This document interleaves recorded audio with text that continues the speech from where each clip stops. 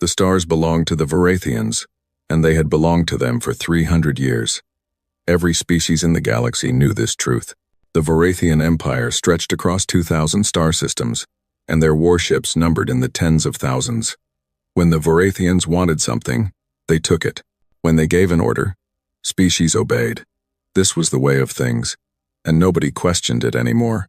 The Galactic Council met in a massive station that floated between stars, far from any single world. Representatives from 47 different species gathered in the Great Chamber, but everyone knew the truth. The Council existed to make Varathian commands sound like agreements. The representatives would debate and discuss, but in the end, they would vote exactly as the Varathians wanted. Those who voted differently found their worlds facing economic sanctions, blockades, or worse. The Varathian delegate was a tall creature named High Chancellor Vexith. His species stood on two legs like many intelligent races, but their skin was thick and gray like stone. Their eyes glowed with a faint red light, and when they spoke, their voices rumbled like distant thunder. Vexith sat in the largest chair in the council chamber, elevated above all others. This was not official protocol, but nobody dared suggest he move. On this particular day, Vexith had called the council together for an announcement. The other delegates sat in their assigned seats, waiting. Some species whispered to each other nervously. Others sat in silence, their various forms of faces showing resignation. They all knew what was coming. The Varathians had found another world to conquer. "Honorable members of the council," Vexith began, his voice filling the chamber without need for amplification. "The Empire has made a discovery that will benefit all species under our protection. Our long-range scout ships have located a new world in the outer regions of the galaxy. The planet is designated as Sol 3 by our navigation systems, though the primitive inhabitants call it Earth." The delegates leaned forward slightly. A new world always meant new resources, new labor, new tribute flowing to the Empire. Some species might receive small portions of the wealth, if they pleased the Varathians enough. Vexith continued. "Initial scans show the planet is rich in mineral resources and supports a thriving biosphere. More importantly, it is inhabited by an intelligent species that calls themselves humans. However, our intelligence division has completed a full assessment, and the results are amusing." He activated a holographic display in the center of the chamber. Images appeared, showing a blue and green world orbiting a yellow star. The planet looked beautiful, covered in oceans and clouds. Then the display zoomed in, showing cities, vehicles, and the inhabitants themselves. "As you can see," Vexith said with something that might have been a smile, "the humans are a remarkably primitive species. They have only recently begun to venture beyond their own planet. Their fastest ships use chemical combustion for propulsion. Chemical combustion, like burning wood to create movement. They have managed to place a few individuals on their own moon, which they consider a great achievement." Several delegates made sounds that might have been laughter in their various languages. Chemical rockets were the kind of technology most species abandoned thousands of years ago. It was like discovering a civilization that still used stone tools. "Furthermore," Vexith continued, "the humans have no unified planetary government. They are divided into nearly 200 separate political entities, many of which are in conflict with each other. They fight wars over resources, territory, and ideology. Their largest weapons are crude nuclear devices that split atoms, effective for destroying each other perhaps, but utterly useless against modern shielding technology." The display showed more images. Human cities, human vehicles, human spacecraft that looked fragile and small. To the assembled species, who traveled between stars and commanded energy weapons, the humans looked like children playing with toys. "The Empire has decided," Vexith announced, "that Sol 3 and its surrounding system will be incorporated into Varathian territory. The humans will be given the opportunity to surrender peacefully and become a productive member of the Empire. If they refuse, they will be subdued through standard military protocols. Fleet Admiral Kreth has been assigned to lead the 7th Subjugation Fleet to the Sol system." A hologram of Admiral Kreth appeared next to the images of Earth. Kreth was even larger than Vexith, his armor covered in decorations that marked centuries of military service. His red eyes burned brighter than most Varathians, a sign of his enhanced combat biology. Kreth had personally overseen the subjugation of 9 separate civilizations. He had never failed a mission, The Seventh Fleet consists of 847 warships, Vexith said.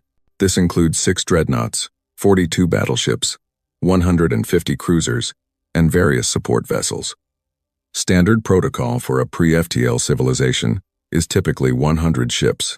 However, Admiral Kreth has requested additional forces to ensure a proper demonstration of Imperial might.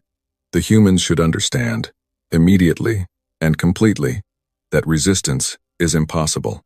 The delegate from Thaxia, a small insectoid species, raised one of its forearms. High Chancellor, if I may ask, is such a large fleet necessary for a species that cannot even travel faster than light? It seems excessive. Vexith's eyes fixed on the Thaxian, and the delegate immediately lowered its arm. The size of the fleet is not only about military necessity, delegate. It is about sending a message to all species in the galaxy. The Empire's power is absolute. Our resources are unlimited. We can afford to send nearly 1,000 warships to subjugate a primitive world because we have tens of thousands more. Let every species remember this lesson. The Thaxian delegate said nothing more. Around the chamber, other representatives shifted uncomfortably. The message was clear. The Varathians could overwhelm any opposition with pure numbers, even when fighting an enemy that posed no real threat. The operation will begin in 3 standard weeks. Vexith continued. The Seventh Fleet is currently assembling at Staging Point Gamma. Admiral Kreth has estimated the entire operation will take less than 1 planetary rotation of Earth. The humans will see our ships arrive. They will receive our ultimatum, and they will surrender. If they are foolish enough to resist, their military capabilities will be eliminated within hours. Then, we will proceed with standard integration protocols. Standard integration protocols. Every species in the chamber knew what that meant. The humans would be forced to dismantle most of their military. Their resources would be cataloged and taxed. Their labor would be directed toward imperial projects. Their culture would be allowed to exist only as long as it did not conflict with Varathian interests. Within a generation, Earth would be just another subjugated world, its people just another population serving the Empire. This council session will remain open, Vexith announced. All member species will have access to live feeds from the Seventh Fleet during the operation. Admiral Kreth has graciously agreed to broadcast the entire subjugation so that the galaxy may witness Varathian efficiency. I expect all delegates to watch and to share these broadcasts with their home governments. Let this serve as a reminder of the Empire's strength and the futility of resistance. With that, Vexith stood and left the chamber. The other delegates remained seated for a moment, processing what they had heard. Then, slowly, they began to leave as well, returning to their quarters to send messages to their homeworlds. The Thaxian delegate met quietly with the delegate from Draxus, a species of mammalian creatures with thick fur and sharp teeth.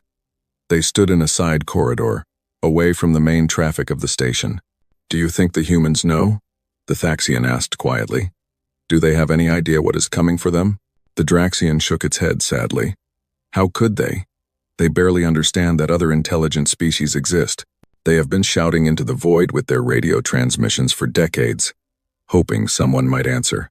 Now someone has answered, and it is the worst possible response. "I feel pity for them," the Thaxian said. "They seem so hopeful in their transmissions. They speak of peace and cooperation between species. They dream of a united galaxy working together for common good. Then they are fools," the Draxian replied, though there was sadness in its voice. "The galaxy is not a place of cooperation. It is a place of dominance and submission. The Varathians dominate, and the rest of us submit. That is reality. The humans will learn this lesson, as we all did. At least they might survive," the Thaxian said. "The Varathians do not usually exterminate species that surrender quickly. If the humans are wise, they will accept the first ultimatum." "Perhaps," the Draxian agreed. "But I have studied their transmissions. Humans are a stubborn species. They fight among themselves constantly, but they also have a strong sense of pride. They might do something foolish. They might resist. Then they will die," the Thaxian said simply. 847 Varathian warships against chemical rockets and nuclear weapons? It would not be a battle. It would be an execution. The two delegates parted ways, each returning to their quarters to compose messages to their governments. Throughout the station, similar conversations were happening.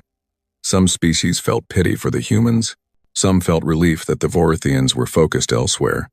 A few felt anger at the injustice of it all, but kept their feelings hidden. Anger against the Empire was dangerous.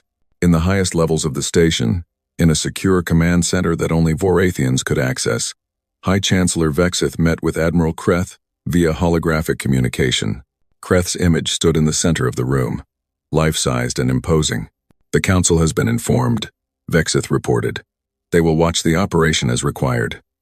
Some expressed sympathy for the humans, but nobody objected to the annexation. "Of course they did not object," Kreth replied. "They fear us too much." "As they should. Have you reviewed my operational plans?" "I have. The fleet strength seems more than adequate. I approved your request for additional ships because I agree with your reasoning. This operation should be a demonstration of overwhelming force. Let the galaxy see what happens to species that cannot defend themselves." Kreth nodded. "The 7th Fleet will arrive in the Sol system in exactly 3 weeks. We will emerge from hyperspace near the 4th planet, which the humans call Mars. From there, we will transmit the standard ultimatum in all major human languages. I have studied their communication systems. They use something called Internet, a primitive network that connects their entire planet. We will broadcast directly to every human device, simultaneously."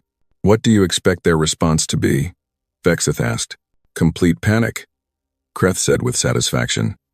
"Their governments will scramble to communicate with us. There will be confusion, disagreement about how to respond. Some will want to fight, but their military leaders will quickly realize they have no chance. Within 6 hours, perhaps less, a surrender will be offered. If not, we will begin systematic destruction of military installations. They will surrender after losing a few bases. And if they continue to resist," Kreth's eyes glowed brighter, "then we will begin orbital bombardment of their largest cities. One destroyed city will be enough. They will surrender immediately after that. Humans are emotional creatures. According to our psychological profiles, they will not sacrifice their civilian populations for a war they cannot win." "Excellent," Vexith said. "Remember, Admiral, this operation is being broadcast to the entire galaxy. Make it clean, make it efficient, and make it terrifying. I want every species to watch and to understand that the Empire is invincible. It will be done, High Chancellor. The 7th Fleet will bring glory to the Empire. The humans will become a footnote in our history. Just another primitive species that learned to kneel before Vorithian power." The holographic communication ended. Vexith stood alone in the command center, looking out through a massive window at the stars beyond. Somewhere out there, the humans continued their lives, unaware that their fate had been decided. In 3 weeks, their world would change forever. Vexith felt no guilt about this. The galaxy operated on simple principles. The strong dominated the weak. The advanced controlled the primitive. The Empire took what it wanted because it had the power to do so. This was natural law, played out on a galactic scale. The humans would learn this lesson soon enough, and the rest of the galaxy would watch and remember why they served the Empire without question. 3 weeks. That was all the freedom Earth had left. The Vorathian 7th Fleet emerged from hyperspace like a dark cloud spreading across the sky. 847 warships materialized near Mars, their hulls reflecting the distant light of the sun. Each ship was massive, built for war and intimidation. The smallest vessels were the size of human aircraft carriers. The largest dreadnoughts stretched over 5 kilometers from bow to stern, bristling with weapons that could crack planets. On the bridge of the flagship Eternal Dominion, Fleet Admiral Kreth stood before the main view screen, watching the red planet Mars grow larger as his fleet assumed formation. Around him, dozens of Vorithian officers worked at their stations, coordinating the movements of hundreds of ships with practiced efficiency. The bridge was a cathedral of military power, its ceiling rising 20 meters above the deck, its walls covered in tactical displays. "Fleet formation complete, Admiral," reported the tactical officer. "All ships report ready status. No damage from hyperspace transition. Scan the system," Kreth ordered. "Full spectrum analysis. I want to know the location of every human vessel, every satellite, every installation. Leave nothing unobserved." The sensor officer worked at her console, directing the fleet's scanning arrays toward the inner system. "Scanning now." Admiral, initial results show multiple artificial satellites around the third planet. Primitive communication and observation platforms. We are detecting chemical rocket launches from the surface. Seems to be routine cargo deliveries to a small orbital station. No military vessels detected beyond the planet's immediate orbital space. Kreeth nodded. This matched intelligence projections exactly. The humans had managed to place a small station in orbit around their world. But they had no deep space navy, no patrol ships, no early warning network beyond their primitive satellites. They were blind to threats from beyond their own moon. Open a channel to the Galactic Council, Kreeth commanded. All frequencies. Let them witness this moment. Across the galaxy, on the Council Station and on the homeworlds of 47 species, view screens activated. Billions of beings watched as the Varathian fleet hung in space near Mars, a display of overwhelming military might. In the Council chamber, delegates took their seats, preparing to witness what they assumed would be a quick and inevitable subjugation. Channel open, Admiral, the communications officer reported. Attention, species of Earth, Kreeth began, his voice being translated simultaneously into 17 human languages by Vorathian computers. I am Fleet Admiral Kreeth of the Vorathian Empire. Your world has been selected for incorporation into Imperial territory. You will immediately cease all military activities and prepare to receive occupation forces. You have 6 hours to transmit your unconditional surrender. If you comply, your species will be integrated peacefully into the Empire. You will be protected, governed, and put to productive use. Resistance will be met with complete military destruction. You cannot win. You cannot escape. You can only choose how you wish to survive. Comply and live. Resist and face extinction. You have 6 hours. The transmission ended. On the bridge of Eternal Dominion, the officers waited for the human response. Based on psychological profiles, the humans would need at least an hour to process what was happening, to organize their governments, to debate their options. Kreeth expected panic transmissions, requests for clarification, desperate pleas for more time. The response came in 2 minutes. A single transmission, audio only, from something called NORAD Combined Space Command. The voice was human, male, speaking in English with a flat, emotionless tone. Negative. Maintain position beyond lunar orbit or be engaged. This is your only warning. NORAD out. For a moment, the bridge of Eternal Dominion was silent. The officers looked at each other in confusion. Then Kreeth began to laugh, a deep rumbling sound that echoed through the chamber. Did you hear that? He asked his crew. They threatened us. A species with chemical rockets has threatened the Varathian Empire. They warned us. He laughed again. I have conquered 9 civilizations. I have burned worlds and scattered fleets. And these primitives think they can engage us. Across the galaxy, the reaction was different. In the council chamber, delegates shifted nervously. The Thaxian delegate spoke quietly to the Draxian beside him. They rejected the ultimatum. In 2 minutes, they didn't even debate it. They are fools, the Draxian replied, or they do not understand what they face. On the Eternal Dominion, Kreeth's laughter faded into cold anger. Communications, send this message to Earth. Tell them they have made a fatal mistake. Tell them we are advancing, and we will accept nothing less than total surrender. All other responses will result in the destruction of their species. Yes, Admiral, the communications officer began, but Kreeth cut her off. Actually, no. Send nothing. Words are wasted on these creatures. All ships, advance to Earth. Bombardment formation. We will teach these humans the price of defiance. The massive fleet began to move. 847 warships accelerating toward the third planet. They moved in perfect formation, a demonstration of Varathian military discipline. The dreadnoughts formed the center, surrounded by battleships and cruisers, with frigates and destroyers forming a protective screen.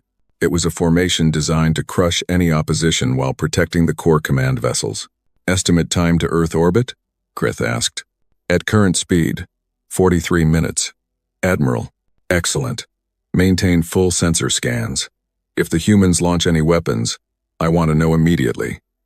Though I doubt they will be foolish enough to. Admiral, the sensor officer's voice cut through the bridge. Multiple contacts, hundreds of signatures appearing across the system. What? Kreth strode to the sensor station. Where did they come from? Did they use FTL? That's impossible. They don't have the technology. No hyperspace signatures detected, Admiral. They were already there. They were hiding. The signatures are appearing because they're dropping their stealth measures. Sir, they were all around us. In the asteroid belt, near the outer planets, even in Mars's orbital space, we were completely surrounded, and we didn't know it. On the main view screen, tactical displays updated rapidly. Red icons appeared on the plot, dozens of them, then hundreds. Each icon represented a vessel of unknown type, positioned throughout the solar system in what was clearly a pre-planned defensive formation. Across the galaxy, species watched in shock. The Thaxian delegate stood up from his seat. How is this possible? The intelligence reports said they had no deep space capability. Kreth stared at the display, his mind racing. Analysis. What type of ships are these? What are their capabilities? Unknown, Admiral. They don't match any known design. Their energy signatures are unlike any propulsion system in our database. They appear to be using some form of reaction drive, but the efficiency is far beyond what should be possible for a pre-FTL species. They're cold running, minimal thermal emissions. That's why our scans didn't detect them. How many? Kreth demanded. Still counting, sir. Current estimate is 437 contacts. No correction. 612. They're still appearing as they deactivate stealth systems. 600 ships, against 800 Varathian vessels. It was still favorable odds, but this was nothing like what intelligence had predicted. These humans were not primitives stumbling into first contact. They had been waiting. They had prepared. Sir, we're receiving a new transmission from Earth, the communications officer reported. Play it, Kreth ordered. The same flat, emotionless voice from NORAD filled the bridge. Varathian fleet, you were ordered to maintain position beyond lunar orbit. You advanced into our defensive perimeter. You will now retreat to beyond Mars orbit, or you will be engaged. You have 60 seconds to comply. Kreth's fists clenched. Retreat? They dare order us to retreat? Lock weapons on the nearest human vessel. All ships, prepare to open fire on my command. We will show these animals what happens when you threaten the Empire. Admiral, recommend caution, the tactical officer said carefully. We don't know their capabilities. Perhaps we should. Enough, Kreth roared. We are the Varathian Empire. We do not show caution to primitives. We do not retreat from inferiors. All ships, target the human vessels and fire at will. The Varathian fleet opened fire. Energy weapons blazed across space. Thousands of plasma bolts streaking toward the human ships. It was overwhelming firepower. Enough to vaporize conventional vessels. Enough to shatter shields and melt armor. But the human ships moved. They didn't maneuver like normal spacecraft. There was no slow turn, no gradual acceleration. They moved with sudden, violent bursts of speed, their reaction drives firing in sharp pulses. The Varathian targeting computers, designed to track conventional vessels, couldn't keep up. 90% of the shots missed completely. The few shots that did connect struck human vessels, and their shields absorbed the hits. Not energy shields like the Varathians used, but something else. Ablative armor that burned away under plasma fire, sacrificing outer layers to protect the ship beneath. It was a primitive solution, but it worked. They're scattering, the tactical officer reported, adopting irregular formations, unpredictable movement patterns. Our targeting computers cannot achieve lock, and then the humans fired back. The first shot came from a vessel lurking in Mars's shadow. It wasn't an energy weapon. It was something far simpler and far more terrible. A solid projectile, accelerated to 30% of the speed of light by electromagnetic rails. A kinetic kill vehicle. Nothing but dense metal moving at relativistic speeds. It struck the lead dreadnought Glorious Conquest in the forward section. The shields, designed to dissipate energy weapons, did nothing against solid matter moving at such velocity. The projectile punched through the shields like they didn't exist. Through 2 kilometers of armor plating, through internal compartments, through the reactor core at the heart of the ship, the Glorious Conquest broke apart. Its reactor, breached and destabilized, detonated in a flash of light visible from Earth. 5,000 Varathian crew died instantly. The shockwave damaged 2 nearby cruisers. On the council station, Delegates stared in horror at their view screens. The Draxian delegate spoke in a whisper. They just destroyed a dreadnought. In one shot. How? The humans didn't pause. More kinetic weapons fired from positions across the system. Solid metal, cheap to manufacture but impossibly deadly at relativistic speeds. Vorathian shields couldn't stop them. Vorathian armor couldn't withstand them. Ships that had conquered civilizations died to weapons that would have been considered crude and primitive by galactic standards. Evasive maneuvers, Kreeth ordered. All ships, break formation and scatter. We need to avoid those weapons. But the humans had anticipated this too. As the Vorathian fleet broke apart, human ships accelerated inward, closing the distance.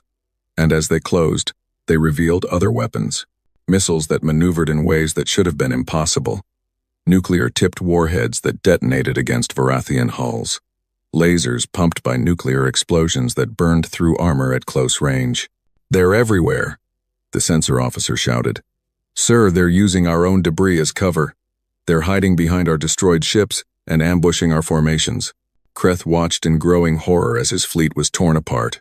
The humans fought like nothing he had ever encountered. No honor, no formation discipline, no predictable tactics. They attacked from unexpected angles, used decoys and electronic warfare to confuse sensors, sacrificed smaller ships to draw Vorathian fire while heavier vessels lined up killing shots. Order the fleet to retreat, Kreeth finally commanded. Back to Mars orbit. We need to regroup and... Sir, hyperspace interference detected. The humans are jamming our FTL drives. What? That's impossible. They don't have that technology. Nevertheless, sir, we cannot jump to hyperspace. Something is preventing our drives from calculating safe coordinates. Every ship that tries to jump receives critical error codes. Kreeth understood then. The humans had studied Vorathian technology. They had listened to broadcasts, captured data, analyzed every weakness, and they had prepared weapons specifically designed to exploit those weaknesses. The Vorathians were trapped in a system with an enemy they had assumed would be helpless prey. The battle unfolded with brutal precision, and every species in the galaxy watched in stunned silence as their understanding of human capabilities shattered with each passing minute. Timestamp 0. The Vorathian fleet, confused and disorganized, attempted to reform their battle lines. Admiral Kreeth's orders echoed across all channels, demanding his ships fall back into standard defensive formation. But standard tactics meant nothing here. The humans had studied Vorathian doctrine for 40 years, had analyzed every battle the Empire had ever broadcast. They knew what Kreeth would do before he did it. Human vessels converged from every angle of the solar system. Ships that had been hiding in the asteroid belt for years activated their drives and accelerated inward. Platforms disguised as dead satellites near Jupiter revealed themselves as weapon emplacements. Vessels buried in the ice of Saturn's rings shook off their cover and joined the assault. The humans had turned their entire solar system into a trap, and the Vorathians had flown directly into it. Timestamp 247. The Vorathian battleship Pride of Empire managed to destroy a human frigate with concentrated plasma fire. The human ship broke apart, its crew of 200 dying as their vessel decompressed. For a brief moment, Kreeth felt hope. They could win this. They had superior numbers, superior firepower. The humans were just using surprise tactics. Once the Vorathians adapted, victory would be inevitable. Then 6 human destroyers appeared from behind the debris of the destroyed frigate. The human ship had been bait, deliberately positioned to draw Vorathian fire, to make the Empire's ships reveal their positions and commit their weapons. The moment the Pride of Empire fired, human targeting computers had calculated exact firing solutions. The 6 destroyers opened fire simultaneously, not with energy weapons or kinetic slugs, but with missiles. Dozens of missiles from each ship, over 100 warheads converging on a single target. The Pride of Empire's point defense systems destroyed many of them, but not enough. Nuclear explosions blossomed across the battleship's hull, overloading shields and cracking armor. The final missile penetrated to the ship's reactor core. The Pride of Empire died in flames, taking its escort of 4 cruisers with it. The shockwave from the battleship's destruction caught the smaller vessels, sending them spinning away with ruptured hulls and dead crew. Across the galaxy, species that had been conquered by the Vorathians watched with a mixture of horror and satisfaction. The Taxian delegate gripped his seat with all four hands, unable to look away from the view screen. The Draxian beside him was trembling, whether from fear or excitement was unclear. "They're using tactics we've never seen," the Draxian whispered. "Every ship operates independently but coordinates perfectly. There's no command hierarchy, no flagship to target. How are they managing this level of coordination without centralized control?" The answer, if the Draxian had known it, was simple. The humans had created an integrated battle network that connected every ship, every weapon platform, every sensor array in the solar system. Information flowed between vessels at the speed of light, every ship seeing what all others saw, every tactical computer working together to find weaknesses in the Vorathian formations. It was a level of coordination that required massive computational power and perfect communication protocols, but it made the human fleet fight as a single organism rather than individual ships. Timestamp 512. Admiral Kreth finally understood that he was not facing primitives. These were soldiers who had prepared for this exact battle for decades. Every weapon they used had been specifically designed to counter Vorathian technology. Every tactic they employed exploited known weaknesses in Imperial doctrine. "All ships, retreat," Kreth ordered, his voice no longer confident but desperate. "Fall back to Mars orbit. Prepare for hyperspace jump." The fleet tried to comply. Vorathian ships turned away from Earth, their engines burning at maximum power. But hyperspace jumps required time.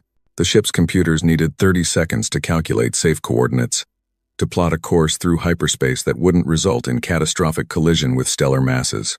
30 seconds when the ship had to fly in a straight line, maintaining stable orientation for the jump to work. The humans had known this. It was in the technical specifications the Vorathians themselves had published in their broadcasts, boasting about their rapid strategic repositioning capability. The humans had built their entire battle plan around that 30-second window.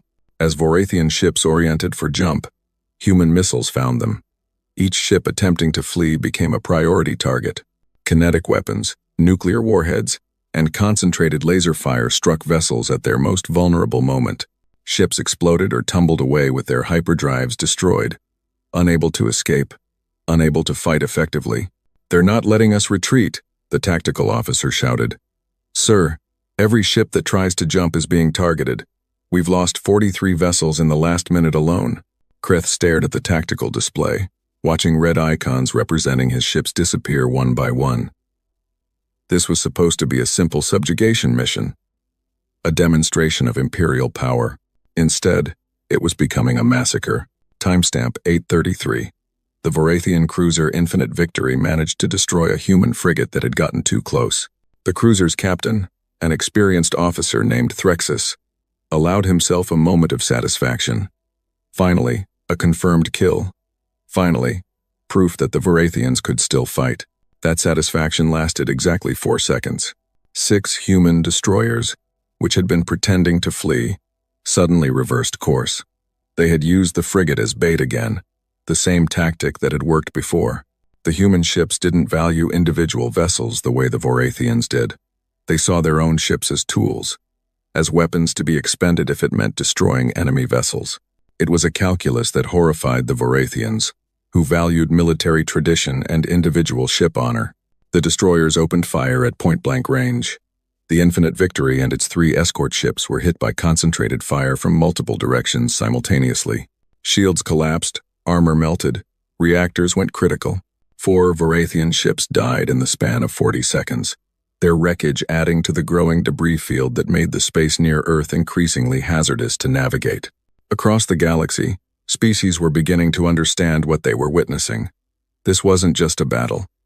It was a statement. Humanity was showing the galaxy that technological superiority meant nothing without the will to use it effectively. The Vorathians had better ships, better weapons, better shields, but the humans had planned better, trained better, and were willing to sacrifice more to achieve victory. Timestamp 11:9. The Eternal Dominion, Admiral Kreth's flagship, took a direct hit to its command deck. A kinetic weapon fired from a human battleship struck the forward section of the dreadnought, exactly where intelligence had indicated the Vorathian command centers were located. The projectile, moving at relativistic speed, penetrated through 30 meters of reinforced armor, and detonated its small nuclear warhead inside the command deck. Kreth had one moment to understand what was happening. He saw the ceiling above him crack and buckle. He saw his officers thrown from their stations by the shockwave. He saw flames erupting from ruptured conduits, saw the view screen shatter and the atmosphere begin venting into space. His final transmission, broadcast across all Vorathian channels and heard by every species in the galaxy, was a scream of disbelief and rage. How? You're primitives. Then the Eternal Dominion's reactor core destabilized. The flagship that had led 9 successful subjugation campaigns, that had destroyed countless enemy vessels, that was supposed to be unsinkable, broke into 3 large sections and dozens of smaller fragments. Admiral Kreth and his crew of 12,000 died instantly. The loss of the flagship threw the Vorathian fleet into chaos. Without Kreth's leadership, without the central command and control, individual ship captains had to make their own decisions. Some tried to fight. Some tried to flee. Some tried to surrender, broadcasting pleas in human languages, begging for mercy. The humans offered none. This was not a battle for conquest or resources. This was extermination. Every Vorathian ship in the system had been designated as a target, and the human fleet would not stop until all targets were destroyed. There would be no prisoners, no survivors to report back to the Empire, no witnesses except those watching from across the galaxy. Timestamp 1322. A Vorathian scout ship, the Swift Messenger, managed to break free from the battle. Its captain, a young officer named Keyleth, was piloting the fastest vessel in the fleet. Scout ships were designed for speed over firepower, built to outrun threats and report intelligence. Keyleth pushed his ship's engines beyond safe limits, racing toward the outer system, trying to reach a point far enough from the sun's gravity well to make a safe hyperspace jump. He was going to make it. The human ships were too far away, too engaged with other targets. Another few minutes, and he would be able to jump. He would escape. He would warn the Empire that humanity was not what they seemed, that this had been a trap, that the entire Vorathian understanding of human capabilities was catastrophically wrong. But then a single human ship appeared on his sensors, accelerating from the direction of Saturn's moons. The contact speed was impossible. No ship should be able to accelerate that fast without killing its crew from the forces involved. The human vessel was moving at speeds that would turn organic bodies to paste, pulling maneuvers that would crush bones and rupture organs. Keyleth understood in that moment. The ship chasing him had no crew.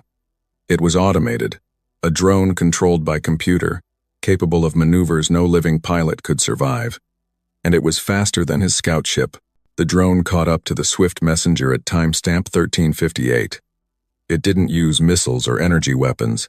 It simply rammed the Vorathian vessel at tremendous speed, its reinforced prow punching through the scout ship's engines and reactor core. Both vessels exploded in a brief flash of light, adding 2 more debris fields to the solar system. But before the collision, Keyleth had managed to send one final transmission, a burst of data on Vorathian emergency frequencies, a warning to the Empire, a desperate message that would take years to reach Vorathian space through conventional communication channels but would eventually arrive. The message was simple. Earth is not what we thought. They were ready. They were waiting. The entire fleet is lost. Do not come here. For the love of the Empire, do not come here. Timestamp 14. The last Vorathian vessel in the Sol system, a damaged frigate trying to hide in the shadow of Mars, was located by human sensor sweeps and destroyed by concentrated missile fire. The frigate's captain didn't even have time to surrender. Human computers had calculated that the damaged ship could potentially repair its hyperspace drive and escape, so it was prioritized for immediate destruction. The battle was over. 847 Vorathian warships had entered Earth's solar system 4 hours earlier. None remained. The human fleet had lost 63 vessels in the fighting, each one a deliberate sacrifice to destroy multiple enemy ships. The exchange ratio was staggering, over 13-1 in humanity's favor. In the council chamber, delegates sat in absolute silence. The view screens, which had been showing the live feed from the battle, now displayed only debris fields and the triumphant human fleet gathering near Earth orbit. The Vorathian delegate, a minor functionary who had remained on the council station during the battle, sat motionless in his chair, his red eyes dim with shock.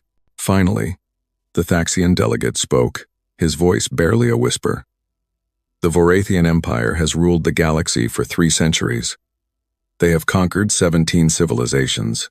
They have never been defeated in battle, and a species we thought was primitive just destroyed their entire fleet in 14 minutes. The Draxian delegate turned to look at his colleague.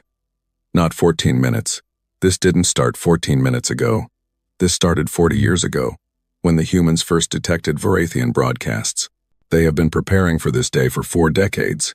They built their weapons, trained their crews, turned their solar system into a fortress. And then they waited. They waited for us to underestimate them. They waited for the perfect moment to show us who they really are. A new transmission came through, overriding all other communications. It was broadcast on every frequency, in every language spoken by council species. The human ambassador, a woman who identified herself only as Representative Chen, appeared on every view screen in the galaxy. Her message was short and absolute. Earth is closed. Any vessel entering our claimed space will be destroyed without warning. We want nothing from you. We will take nothing from you. Stay away, and you will never see us again. Come closer, and you will share the Vorathians' fate. This is your only warning. The transmission ended, leaving the galaxy to contemplate a new and terrifying reality.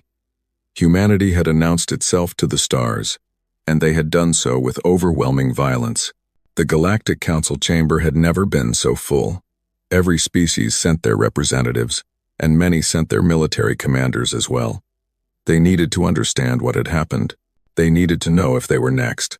The humans had destroyed the most powerful military force in known space in less than 15 minutes. What else could they do? What else were they hiding? High Chancellor Vexith stood before the assembled delegates, but he no longer commanded the room as he once had. His confident posture was gone, replaced by something that looked almost like fear. The Vorathian Empire's invincibility had been shattered, and everyone in the chamber knew it. The Council recognizes the human delegation, Vexith said, his voice lacking its usual thunder. We have requested this session to understand the events that occurred in the Sol system. Representative Chen, humanity has much to explain. A holographic projection appeared in the center of the chamber. Representative Chen stood there, her image life-sized, wearing a simple dark blue uniform with no decorations or medals. She was a small woman by human standards, her hair cut short, her expression completely neutral. She looked like someone who had no need to impress anyone because she held all the power in the conversation. High Chancellor, Chen began, her voice calm and professional. You said we have much to explain. I disagree.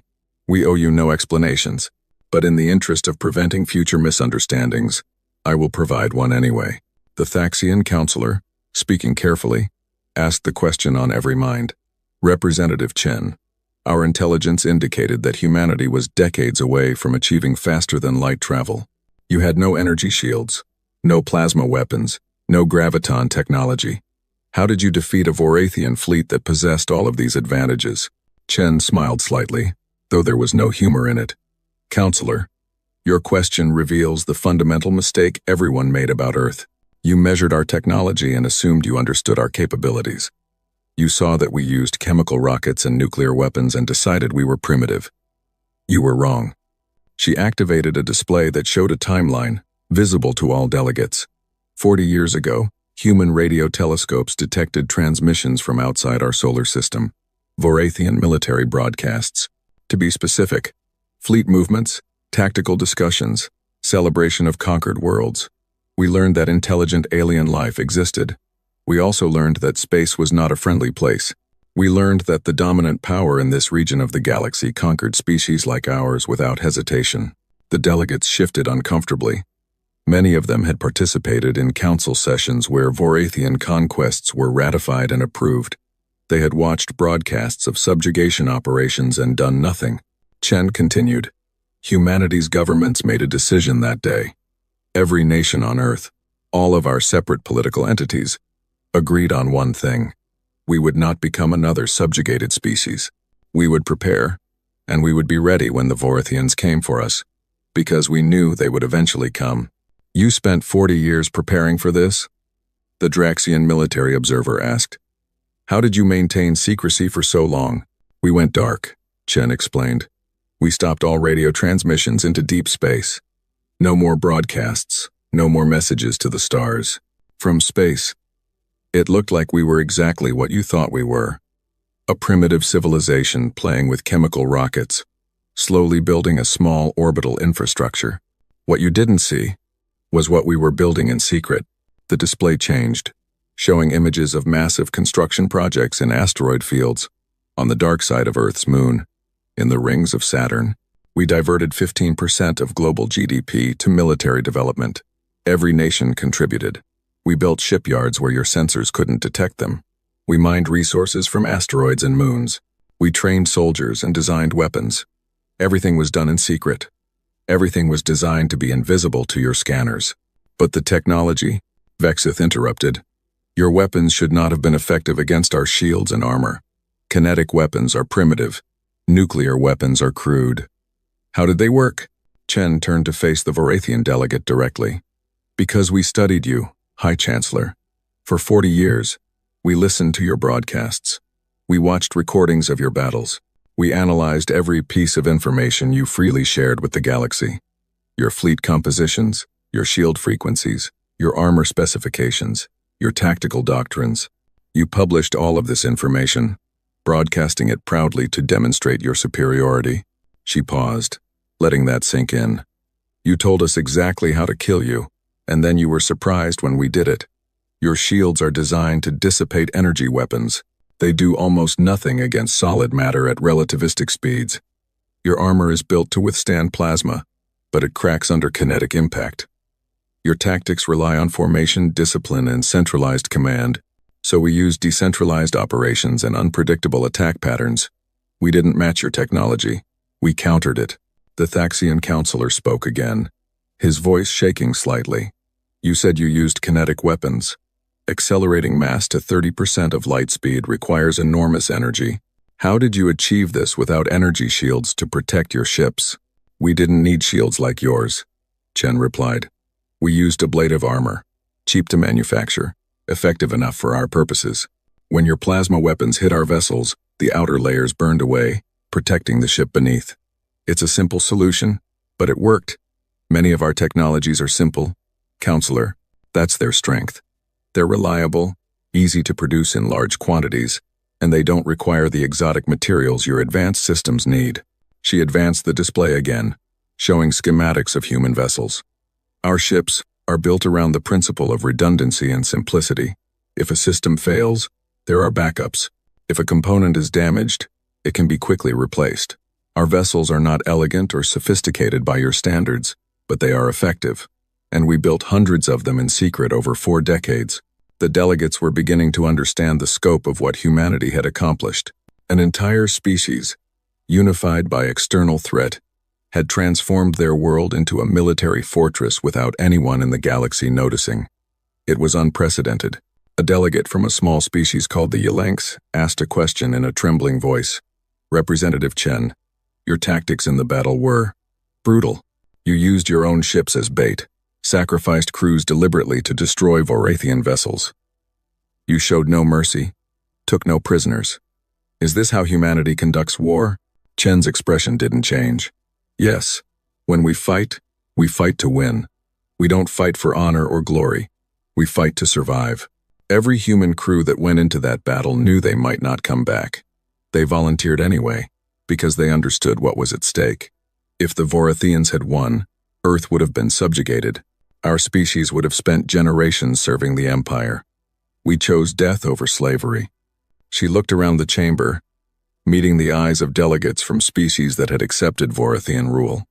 I know some of you think we were cruel, but consider this. We offered Admiral Kreth a chance to retreat. We warned him to stay beyond lunar orbit. He advanced anyway, confident in his superiority.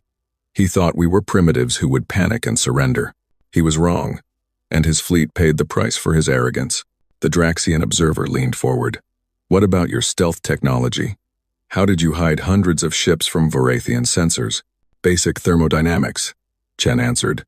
We built cold-running ships, minimal emissions, passive sensors only until we were ready to fight.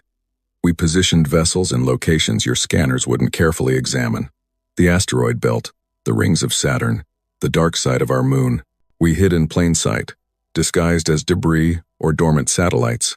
You were looking for advanced ships with active sensors and weapons. You weren't looking for quiet, patient hunters waiting for the perfect moment to strike. She smiled grimly. You thought technology was the only measure of capability, but we also used patience, planning, and discipline. We spent 40 years watching and learning. We became experts on Vorathian military operations without firing a single shot. When the battle came, we knew what you would do before you did it. High Chancellor Vexith's red eyes glowed with barely contained anger. You speak of this as if you were defending yourselves, but you destroyed an entire fleet. 12,000 Vorathian warriors died in that battle. Their only crime was following orders to expand the empire. Chen turned to face him fully, and her voice became cold. Their crime was attempting to conquer my world, High Chancellor. They came to Earth with 800 warships and an ultimatum that offered only submission or destruction. They threatened to burn our cities if we resisted. What did you expect us to do? Welcome them with celebrations? Thank them for the opportunity to serve the Empire? The chamber fell silent. Vexith had no response. Chen continued, her voice rising slightly with barely controlled anger. And let me address something else. For 40 years, we listened to Galactic Council broadcasts. We heard representatives from 47 species discuss Vorathian conquests. We heard debates about subjugation operations. We heard votes to ratify the incorporation of conquered worlds. Not once did we hear any species object. Not once did we hear anyone suggest that the Vorathians should be stopped. She looked around the chamber, and many delegates could not meet her gaze. You all knew what the Empire was doing. You all watched as they conquered species after species, and you did nothing. You were too afraid, too weak, or too comfortable with the status quo to resist. So don't stand there and lecture us about the lives we took in defense of our freedom. You had 40 years to build something better than the Vorathian Empire. You chose to accept subjugation instead. The Thaxian counselor spoke quietly. You are right, Representative Chen. We should have done more. We should have resisted. But the Vorathian Empire was too powerful. No single species could stand against them. Then you should have worked together, Chen replied sharply. 47 species in this council. Billions of beings across thousands of worlds. If you had united against the Vorathians 3 centuries ago, the Empire would never have grown so powerful. But you didn't. You accepted peace through submission rather than fighting for real freedom. She let that accusation hang in the air for a moment before continuing in a calmer tone. Earth will not make that mistake. We will not join your council. We will not participate in your politics. We will not rely on others for our defense. We are claiming our solar system and a 50-light-year exclusion zone around it. Any vessel that enters without explicit permission will be destroyed. No exceptions. No second chances. 50 light-years? Vexith protested. That territory includes 17 star systems. You cannot possibly defend such a large area. Chen smiled, and this time there was genuine amusement in her expression. Can't we, High Chancellor? You thought we couldn't defend our solar system either. You thought 800 warships would be enough to conquer us. How did that work out? She activated the display once more, showing a map of space around Earth. Red zones marked the exclusion area. For 40 years, you watched our solar system and saw primitive chemical rockets. You never detected our warship construction. You never found our defensive platforms. You never realized we were preparing for war. What makes you think you know what we've built in neighboring star systems? The implication sent a wave of fear through the chamber. If humans had been building military infrastructure in secret for 40 years in their own solar system, what had they built in nearby star systems? How far did their preparations extend? We have placed automated defense platforms throughout the exclusion zone, Chen said. They've been there for 20 years. You never saw them because you weren't looking. These platforms are programmed to destroy any unauthorized vessel. They don't negotiate. They don't warn. They just kill. She deactivated the display and faced the assembled delegates. Humanity is withdrawing from galactic affairs. We don't want your trade. We don't want your alliances. We don't want your politics. All we want is to be left alone. Stay out of our space, and you'll never see us again. Cross into our territory, and you'll join the Vorathians. What if we need help? A small voice asked. It was a delegate from the Plenix, a species that had been conquered by the Vorathians 200 years ago. What if other species try to expand their empires now that the Vorathians are weakened? Will you help us? Chen looked at the Plenix delegate with something that might have been sympathy. No. Earth's policy is isolation and self-defense. We will not intervene in galactic conflicts. We will not be your saviors. You need to save yourselves. Build your own defenses. Form your own alliances. Create the peaceful galaxy you claim to want. But do it without us. She paused, then added quietly, I'm sorry, but humanity learned a harsh lesson. We cannot trust other species to protect us. We cannot rely on councils or agreements. The only security is self-reliance. That's why Earth is closed. The holographic projection began to fade. Before it disappeared completely, Chen delivered one final message. This is the only official communication humanity will have with the Galactic Council. Do not attempt to contact us. Do not send ambassadors or trade delegations. Do not test our exclusion zone. We have said everything that needs to be said. Remember what happened to the Vorathian 7th Fleet. And stay away. The projection vanished, leaving the council chamber in stunned silence. 6 months had passed since the 14-minute war, and the galaxy had transformed in ways that no one could have predicted. The Vorathian Empire, which had stood for 3 centuries as the dominant power in known space, was collapsing. Without their military strength to enforce control, without the fear that had kept subjugated species obedient, the empire fragmented into chaos. The first world to rebel was Draxus. The Draxian people had been conquered 140 years ago, their natural military strength suppressed by Vorathian occupation forces. When news of the 7th Fleet's destruction reached Draxus, the planetary government declared independence within hours. Vorathian administrators were expelled peacefully, and the Draxians began building their own defense fleet using designs they had secretly preserved from before the conquest. Other worlds followed quickly. Thaxia, Plenix, Yelenx, and a dozen other species declared their freedom. Some transitions were peaceful, others were violent, as local Vorathian garrison forces tried to maintain control and failed. The Empire tried to respond, sending fleets to retake rebellious worlds. But their forces were stretched too thin. With the 7th Fleet gone and military resources committed to holding core territories, the Vorathians couldn't suppress multiple uprisings simultaneously. Within 3 months, the Vorathian Empire had lost half its territory. The remaining Vorathian worlds split into factions, each claiming to be the legitimate successor to the Empire. Civil war erupted as different Vorathian military commanders fought each other for control of what remained. The species that had conquered 17 civilizations was tearing itself apart. The Galactic Council, already weakened by its failure to predict or prevent the human threat, became irrelevant almost overnight. Member species stopped attending sessions. The Council Station, once a symbol of galactic unity, became a ghost town. Representatives who did show up spent their time arguing about blame and responsibility, rather than addressing the chaos spreading across the galaxy. The Thaxian counselor, one of the few who still attended sessions regularly, stood before the nearly empty chamber and spoke to whoever was listening. We failed. All of us. We allowed the Vorathians to build an empire based on fear and conquest. We thought it brought stability. We thought it brought peace. But it was a false peace, maintained only by the threat of violence. And when someone finally stood up to that violence and won, the entire structure collapsed. In the back of the chamber, the Draxian military observer nodded in agreement. The galaxy is entering an arms race now. Every species that can afford it is building warships. Everyone is studying the human tactics, trying to understand how they defeated the Vorathians so easily. Everyone is afraid that they might be next on someone's conquest list. Can you blame them? The Thaxian replied. The humans showed us that technological superiority means nothing if you lack the will and planning to use it effectively. They also showed us that isolation and self-defense are more reliable than treaties and councils.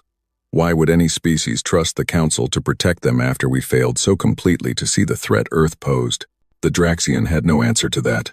But while the rest of the galaxy descended into paranoia and conflict, Earth's exclusion zone remained absolutely quiet. No ships entered. No communications came from human space. Long-range sensors detected activity around Earth's sun, but at such distances it was impossible to determine what the humans were building. Massive structures appeared in orbit around Jupiter. Strange energy signatures were detected near Saturn. Ships moved between planets within the Sol system, but none ventured beyond the 50 light-year exclusion zone. Species began to speculate. Were the humans building colony ships? Were they constructing weapons, platforms that could strike targets across the galaxy? Were they developing new technologies that would make them even more dangerous? The terrifying truth was that nobody knew, and nobody dared get close enough to find out.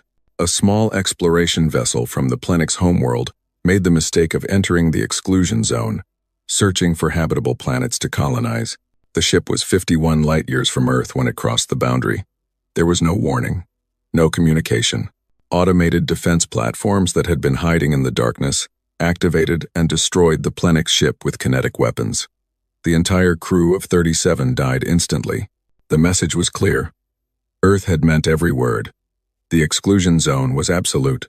On the Varathian successor state of Vexith's faction, what remained of the military high command met in emergency session. They had lost contact with 17 garrison fleets.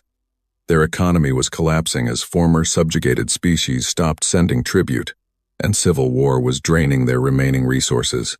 But worse than all of that was the fear that the humans might expand beyond their exclusion zone. What if they decide to attack us? One commander asked. What if they see the Empire's weakness and decide to eliminate us completely? They won't, replied Admiral Thraxus, one of the few senior officers who had survived the political purges following the 7th Fleet's destruction. The humans were very clear. They want isolation. They want to be left alone. As long as we don't enter their territory, they have no reason to come after us. But what if other species attack us? Another commander protested. What if the Draxians decide to strike back for their conquest? Will the humans help us? Thraxus laughed bitterly. Help us? Did you listen to Representative Chen's speech? She said Earth would not intervene in galactic conflicts. We are on our own. We created this situation by underestimating them, and now we must live with the consequences. He pulled up a star chart showing the region of space around Earth. The 50 light-year exclusion zone was marked in red, an enormous sphere of space that was now completely off-limits to the rest of the galaxy. The humans have claimed more than territory. They've claimed independence from the galactic order. They've shown that it's possible to stand alone, to defend yourself without treaties or alliances. And now every species in the galaxy is trying to copy them. Deep in space, far from any inhabited world, a secret meeting took place.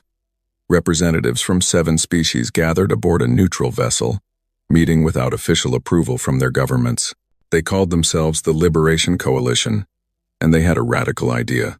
The Draxian representative spoke first. We all know why we're here. The Varathian Empire is finished.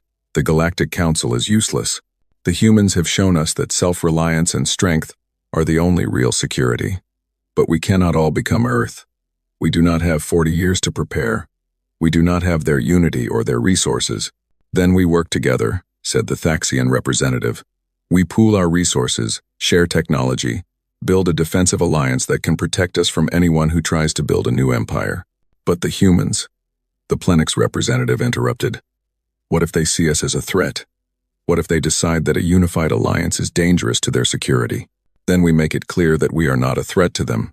The Draxian replied. We respect their exclusion zone absolutely.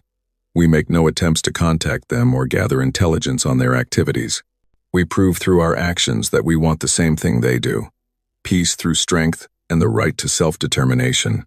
Over the following months, the Liberation Coalition grew. Species joined quietly, sharing defensive technologies and coordinating military production. They adopted some human tactics, building smaller automated defense platforms, focusing on redundancy and simplicity over technological sophistication. They studied the Battle of Sol system obsessively, learning every lesson they could from humanity's victory. But they also did something the humans had not done. They shared their knowledge openly with each other. They built trust through cooperation.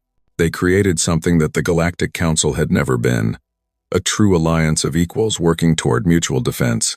On Earth, in the Unified Defense Command Center, Representative Chen sat with her senior staff, reviewing intelligence reports from beyond the exclusion zone. They had sensors positioned at the edge of their claimed space, monitoring galactic activities from a distance. The galaxy is reorganizing, her intelligence chief reported. The Vorithian Empire is effectively dead. Multiple successor states are fighting for control of what remains. Meanwhile, at least 15 species have formed defensive alliances. The largest group calls themselves the Liberation Coalition. They seem to be adopting some of our tactical doctrines. Good, Chen replied. Let them build their own defenses. Let them learn to protect themselves. That's what we wanted, isn't it? A galaxy where species aren't subjugated by empires? But what if one of these alliances becomes powerful enough to threaten us? A military advisor asked. What if they unite the galaxy against Earth? Chen pulled up a display showing the expansion of human infrastructure throughout the Sol system. Massive orbital habitats around Earth, mining operations on asteroids, fusion power plants on the moons of Jupiter, research stations throughout the system, construction facilities that were building the next generation of defensive platforms and warships. Let them try, she said calmly. We destroyed the Vorathian 7th Fleet in 14 minutes using technologies we developed 40 years ago. Do you think we've been standing still since then? Do you think we haven't continued to innovate and improve? She zoomed the display to show structures being built in the outer reaches of the solar system. Ships using new propulsion systems. Weapons, platforms with capabilities far beyond what had been used against the Vorathians. Research into technologies that were still theoretical but showed incredible promise. The Vorathians made a mistake, Chen continued. They thought the battle would be won by whoever had the most advanced technology. But battles are won by whoever prepares better, fights smarter, and refuses to give up. We prepared for 40 years to defeat the Vorathians. We've been preparing for 6 months since then to defeat whoever might come next. A young officer spoke up hesitantly. Ma'am, some people are asking if we're preparing for the wrong thing. The galaxy is reorganizing into something that might be better than the Empire. Species are forming voluntary alliances instead of conquest-based empires. Maybe we should reconsider our isolation policy. Maybe we could help guide the galaxy toward something better. Chen turned to look at the officer, her expression softening slightly. I understand the impulse to help. I really do. But Earth's policy is firm for good reasons. The moment we involve ourselves in galactic politics, we become a target. Every species will either want our protection or fear our power. We'll be drawn into conflicts, forced to choose sides, pressured to use our military strength for others' benefit. She stood and walked to the window, looking out at the blue and green planet below. Our ancestors spent centuries fighting each other over territory, resources, and ideology. We nearly destroyed our own world multiple times with nuclear weapons. We only united when we faced an external threat that endangered our entire species. That unity is precious and fragile. If we start involving ourselves in galactic conflicts, we risk breaking it. So we just watch? The officer asked. We let the galaxy struggle and fight, and potentially fall into another empire. And we do nothing? We protect ourselves, Chen corrected. We maintain our strength, our unity, and our independence. We prove that it's possible to survive in a hostile galaxy through self-reliance. And by doing that, we provide an example for other species. Not through intervention or guidance, but through demonstration. We show that you don't need to conquer others to be secure. You don't need to join empires or councils. You need to build your own strength and defend your own freedom. She returned to her seat and pulled up long-range sensor data from the edge of the exclusion zone. Look at this. 3 different alliances have formed in the past month. Species that were conquered by the Vorathians are working together, building defensive networks, sharing technology. They're doing exactly what we hoped they would do. They're learning to protect themselves. But will it last? The intelligence chief asked. History suggests that alliances break apart under pressure. What happens when these species start competing for resources or territory? What happens when old grudges resurface? Then they'll deal with it, Chen replied. It's not our problem. Earth has claimed what we need to survive and thrive. We have 17 star systems within our exclusion zone, more than enough space to expand our civilization for centuries. We have the resources, the territory, and the defensive capability to remain independent. That's all we need. She looked around at her staff, seeing the doubt in some of their faces. I know some of you think we're being selfish, but consider the alternative. If we involve ourselves in galactic politics, How long before some species asks us to intervene in their conflict? How long before we're expected to take sides in wars that aren't ours? How long before our military strength is seen as a resource to be used, rather than a deterrent to be respected? The humans were clear, she continued. We fight to survive, not to conquer. We defend what's ours, not what someone else thinks we should protect. And by maintaining that policy absolutely, we avoid becoming what the Vorathians were. We avoid becoming another empire that subjugates others in the name of peace or stability. Weeks turned into months, and the galaxy continued to evolve without Earth's participation. The Liberation Coalition expanded to include 23 species, becoming a significant military and economic power. Vorathian successor states continued to fight each other, weakening themselves further. New trade routes emerged as species started dealing directly with each other rather than through imperial intermediaries. And throughout it all, Earth's exclusion zone remained absolutely closed. No ships entered, no communications emerged. The humans had withdrawn from galactic affairs completely, leaving the rest of the galaxy to wonder what they were doing in their isolation. Some species saw Earth as a missed opportunity. If the humans had joined the galaxy, if they had shared their tactical knowledge and military strength, perhaps a better galactic order could have been built quickly and efficiently. Others saw Earth's isolation as wisdom. By refusing to participate in galactic politics, the humans avoided being corrupted by power or drawn into endless conflicts. But everyone agreed on one thing. The galaxy had changed forever. The Vorathian Empire's fall had proven that no power was invincible. Earth's victory had demonstrated that technological superiority could be overcome by superior planning and will. And humanity's isolation had shown that it was possible to survive without joining the great game of galactic politics. In the end, Earth had achieved exactly what it wanted. Security through strength, independence through self-reliance, and peace through the clear message that it was far too dangerous to threaten. The galaxy learned to fear the silent sphere of space around Earth's sun.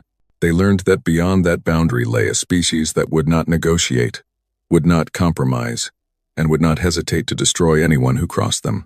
And they learned to stay away. In the Unified Defense Command Center, Representative Chen reviewed the latest intelligence reports and allowed herself a small smile. The strategy had worked. Earth was safe. Humanity was free. And the galaxy, for better or worse, would have to find its own path forward without them. Ma'am? An aide approached quietly. The Liberation Coalition has sent another request for diplomatic contact. They're asking if Earth would consider sharing defensive technologies, even on a limited basis. Chen shook her head. Standard response. Earth's position has not changed. We appreciate their respect for our exclusion zone, but we will not engage in diplomatic relations or technology sharing. Suggest they continue developing their own innovations. They've done well so far without our help. The aide nodded and left to compose the response. Chen turned back to her displays, watching as humanity continued to build, to grow, to strengthen itself within the safety of its claimed space. Earth was closed, and it would remain closed for as long as necessary, perhaps forever, because humanity had learned the hardest lesson the galaxy had to offer. In the end, you could only truly rely on yourself. Treaties could be broken, alliances could fail, but strength, properly built and carefully maintained, would endure. The Vorathian Empire had fallen in 14 minutes. Their 3-century reign had ended in the time it takes to drink a cup of coffee, and the species that defeated them had done so not with superior technology, but with superior preparation, superior tactics, and the absolute refusal to surrender. The galaxy would remember this lesson for a long time. They would remember that Earth had given them one warning, and one warning only: stay away. And the galaxy, finally learning wisdom, did exactly that.